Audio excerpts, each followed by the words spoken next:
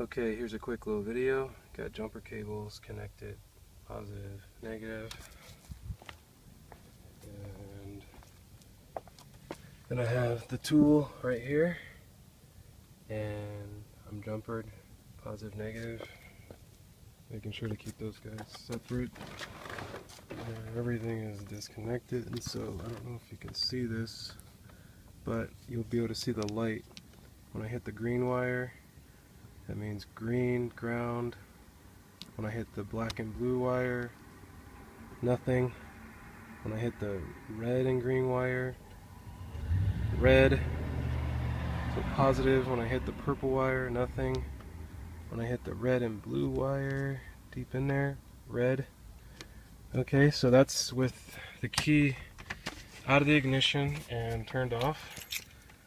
And so now I'm going to put the key in and turn everything in the dash on.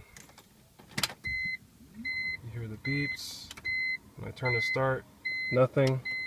You can hear the radio turns on. I'm going to go and touch this and, gosh, try to hold the phone. I'm going to kind of stab this, hold the phone, and then turn the key if you guys, hopefully I can do it. Gosh, that's too hard. Let me see. Actually, there it is, red.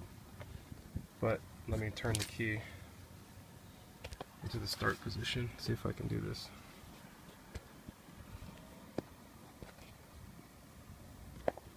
Sorry, this is kind of lame, this part. Still red, shows red. Let's see if I can. And turning to off and start. Green, it's red when I'm in the start position, no cranking, just clicks. I turn into the accessory position and the light is off. So try it again. Horrible video. Turning the key, red, start position, on position, red's off, accessory off, off, off. So turn it, red, off. So that's me using this tool, and maybe that'll help